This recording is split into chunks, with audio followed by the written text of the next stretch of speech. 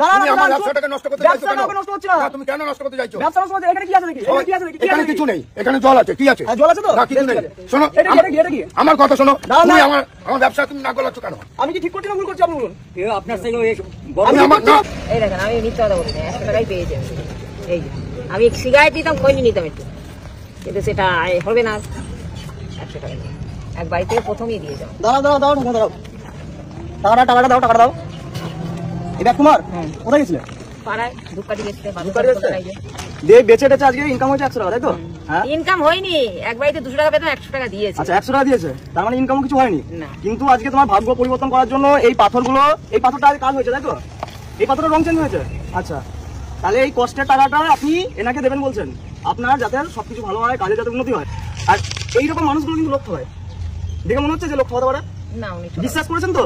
কিন্তু আপনাকে যদি ঠকে থাকে, ঠকাবার কোনো, ওনার যেটা ভালো মনে করলো আমাকে বললো। ভালো মনে করলো তো? এবার এটা রাখুন, আমি বলে দিচ্ছি কিভাবে ঠকাচ্ছে। এটা মানে কি জল আছে? এটা মানে কি জল আছে? দুধ জল। আচ্ছা, দুধ জল তো? এটা তো চুন জল।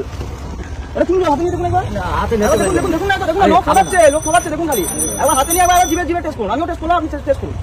বলছে দুধ জল। এবার নিন, এটা দুধ জল। এটা কি দুধ জল? প্রথম এটা তো ফ্রড। আপনি ঠকাচ্ছে কিভাবে? এটা হচ্ছে চুন, ঠিক আছে? বেশ, এখানে কি আছে? এখানে কি আছে? দাঁড়ান। না, তুমি আমার ব্যবসাটাকে নষ্ট করতে চাইছো কেন? নষ্ট হচ্ছে না, তুমি কেন নষ্ট করতে চাইছো? ব্যবসা নষ্ট করতে এখানে কি আছে নাকি? এখানে কিছু নেই, এখানে জল আছে। কি আছে? জল আছে তো? না, কিছু নেই। শোনো, এটা কি আমার কথা শোনো। তুমি আমার ব্যবসা তুমি না গলাচ্ছ কেন? আমি কি ঠিক করছি না ভুল করছি আপনি বলুন। আপনার থেকে আমি আমার ভুল করছি, আপনি তো জানার দরকার তো কিভাবে মানুষকে ঠকায়, ঠিক কি না? দাঁড়ান, আমি তো আপনার দেখাটা কি হচ্ছে? আপনি দেখে নিচ্ছি সবাই রয়েছে, সবাই তো রয়েছে। ঠিক আছে, আপনি তুমি কেন না গলাচ্ছেন? এই যে বন্ধুরা, আমি যে আপনারা আছেন, দেখুন কিভাবে লোককে ঠকায়। এই যে এখানে একটা ক্যাপ লাগানো রয়েছে, আলো দেখা যাচ্ছে? এইটা হচ্ছে কেমিক্যাল, আর এই যে এটা হচ্ছে নর্মাল জল, ঠিক আছে? এবার দেখা কি করে কেমিক্যালটা রিঅ্যাকশন করে। এই যে কোনো একটা পাথর নিলাম, এই একটা সাদা পাথর নিলাম, এবার আমি একটুখানি জল নিলাম, আর এখান থেকে কেমিক্যাল, এটাও কিন্তু জলের মতো। এই যে এখানে আমি কেমিক্যাল দিয়ে দিলাম, জলের রং চেঞ্জ হয়নি তো? চেঞ্জ হয়নি, এবার চেঞ্জ হবে। এই যে চুন জল, এটা হচ্ছে কেমিক্যাল রিঅ্যাকশন, এটা হচ্ছে কেমিক্যাল রিঅ্যাকশন। ভাগ্যটা তো কিছু নয়, অনেকজন পাথরের অনেক গুণ আছে। আমি বলছি না যে সবাই পাথর খারাপ দেয়, কিন্তু এই যে বাজারে ঘাটে এইভাবে যারা করে, এই যে রং চেঞ্জ হয়ে যায়, মানে আপনার এটা শুট করছে বা কিছু, এই যে এটা হচ্ছে কেমিক্যাল। এই যে এখানে একটা কেমিক্যাল, তাহলে কি লোক ঠকাচ্ছে? কেমিক্যাল দিয়ে আপনাকে মূর্খ বানাচ্ছে। তার মানে আপনার যে কষ্টের টাকাটা আপনি দিচ্ছিলেন ভালোবাসে, যে আপনার ভাগ্য ঠিক হবে, আপনার কাজের উন্নতি হবে, তাহলে আপনি কি বোকামি করছিলেন তো? হ্যাঁ কি না? তাহলে আপনি ঠকতেন, আপনি বিশ্বাস করে পাথরটা নিতেন। তারপরে যদি আপনার কর্মের জন্য, মানুষের কর্মের ফলই আসল, আপনি যেরকম কর্ম করবেন আপনার ভাগ্য সেভাবে চলবে, কর্ম ছাড়া কিচ্ছু হয় না।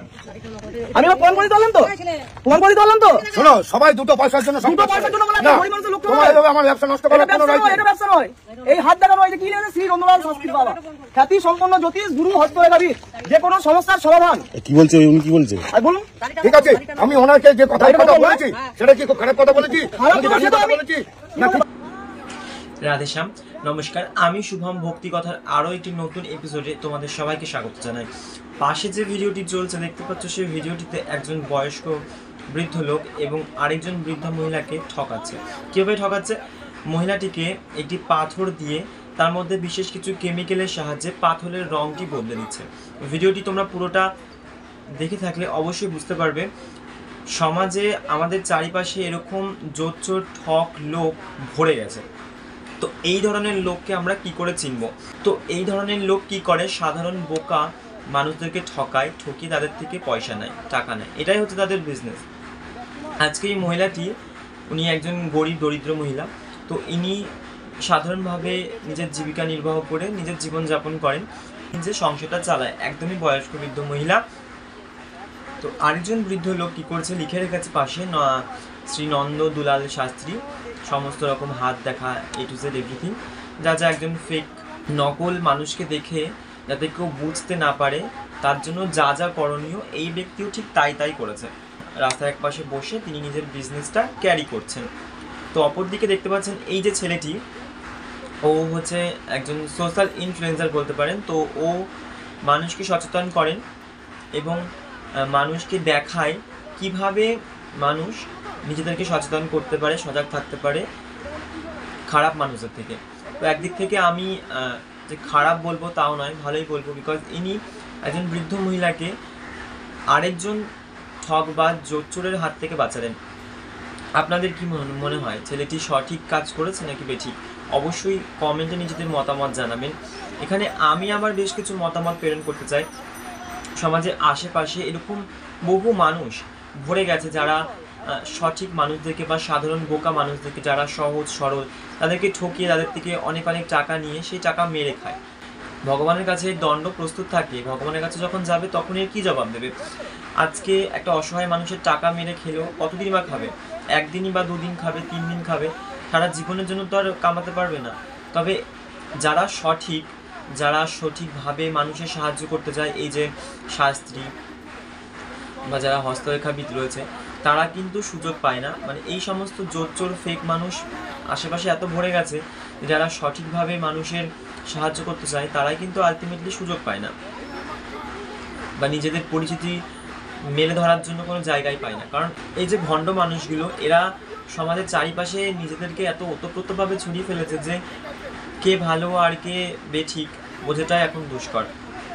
তবে আমাদেরকে সচেতন থাকতে হবে এবং কে সঠিক আর কে বেঠিক সেটাকে খুঁজে বের করার মতন একটা সামর্থ্য আমাদের মধ্যে রাখতে হবে, তেমন একটা বুদ্ধি, একটা সাধারণ নলেজও আমাদের রাখতে হবে যে কে সঠিক আর কে বেঠিক। সব থেকে বড় কথা, এই ধরনের লোকজন কি করে, যারা একটু বয়স্ক বা মহিলা বলতে পারেন, যারা মহিলা হয়, কারণ এরা খুব সহজেই মেয়েদেরকে বোকা বানিয়ে ফেলে।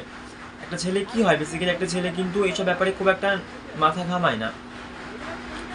তো এরা হচ্ছে কি করে, মহিলাদেরকে টার্গেট করে এবং মহিলাদেরকে টার্গেট করে তাদেরকে ম্যানিপুলেট করে তাদের থেকে টাকা নেয়।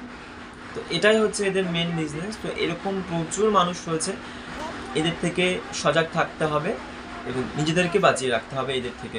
শ্রী বিষ্ণু বলছেন, কর্ম করে যাও, কর্মের ফলের আশা করো না। দেখুন, আপনার কর্ম যদি ভালো হয় তো একদিন না একদিন ভালো ফল নিশ্চয়ই পাবেন। তবে যদি কর্ম সঠিক না হয় তো ফলের আশা করে আলটিমেটলি আমার মনে হয় না যে কিছু হবে। তো কঠোর পরিশ্রম করলে তার মুনাফা বা ফল একদিন না একদিন ঠিক চোখে দেখা যায়। আজকে যদি এই সমস্ত হাত দেখিয়ে বা এই সমস্ত ভুংচাং কাজ না করে, তো যদি সঠিকভাবে নিজের কর্মের প্রতি মনোযোগ দেওয়া যায়, তো কর্ম নিশ্চয়ই ফল প্রদান করে। যতটা বেনিফিটস, মানে যতটা আমি নিজেকে দেব কর্মের প্রতি, ঠিক ততটাই আমি বেনিফিটস পাবো। এটাই হচ্ছে একটা সাধারণ নলেজ। তবে এখনকার দিনে মানুষ কি করে, খুব সহজেই কর্মের ফল পাওয়ার চেষ্টা করে। মানে ভাবে যে আমি ইনভেস্ট করলাম, চটজলদি আমি হচ্ছে বেনিফিটস পাবো। একদমই না। সবসময় যে চটজলদি বেনিফিটস পাওয়া যায় এটা কিন্তু একদমই নয়। এই চটজলদি বেনিফিটস পাওয়ার জন্যই মানুষরা ঠকে যায়। বহু কোম্পানি রয়েছে এখন যারা মানুষকে ঠকিয়ে প্রচুর টাকা নিয়ে নেয় সাধারণ মানুষদেরকে। এখন সমাজে কি হয়েছে, মানুষ কাজ পায় না, তো কাজের জন্য খুব দৌড়াদৌড়ি ছুটোছুটি করে। তো সেই জিনিসটাকে কাজে লাগিয়ে এই সমস্ত ভণ্ড লোকরা সাধারণ মানুষকে বোকা বানায়। সমস্ত স্টুডেন্টরা রয়েছে যে যারা চাকরির জন্য অ্যাপ্লাই করছে, দৌড়াদৌড়ি করছে, তাদের হাত দেখে ভুলভাল কথা বলে, তো বলে তুমি চাকরির জন্য খুব ছুটাছুটি করছো। একটা সাধারণ নলেজ। একটা আমাদের বয়সী টিনেজার, আমাদের বয়সী ছেলেরা কি করবে, ছেলেমেয়েরা এরা ভাববে যে আমাদের এখন স্ট্রাগল করার সময়, আমরা স্ট্রাগল করব, কঠোর পরিশ্রম করে আমরা চাকরি বাকরি বা একটা জব জুটিয়ে নিয়ে আমরা লাইফটাকে সেটেল করে নেব। তো এটা একটা নর্মাল বিষয়, সবাই জানে যে এই সিচুয়েশানে আমাদের বয়সী যারা ছেলেমেয়েরা রয়েছে তারা সবাই এই চিন্তাভাবনাটাই করে। তো এরা কি করে, সেই সমস্ত ছেলে মেয়েদেরকে এই ধরনের কথাই বলে যে তুমি খুব স্ট্রাগল করছো, মাথায় খুব চিন্তাভাবনা, এই ধরনের কথাবার্তা বলে তাদেরকে ম্যানিপুলেট করে তাদের থেকে টাকা নেওয়ার চেষ্টা করে। বলে তাবিজ কবজ নানান ধরনের ইত্যাদি পাথর এগুলো দেবে, যে তাদের নাকি খুব সুবিধা হবে, তাদের বেনিফিটস হবে। এইভাবে বোকা বানানো হয় সাধারণ মানুষকে। আমার বক্তব্য একটাই, বোকা একদম হবে না। এই ধরনের ভণ্ড লোকেদের থেকে শত শত গুণে দূরে থাকতে হবে আর নিজেদেরকে সচেতন হতে হবে। দেখা হচ্ছে আবার নতুন কোনো ভিডিও নিয়ে, নতুন কোনো ভক্তি কথার এপিসোড নিয়ে। ততক্ষণের জন্য সবাই ভালো থেকো, সুস্থ থেকো। রাধে শ্যাম।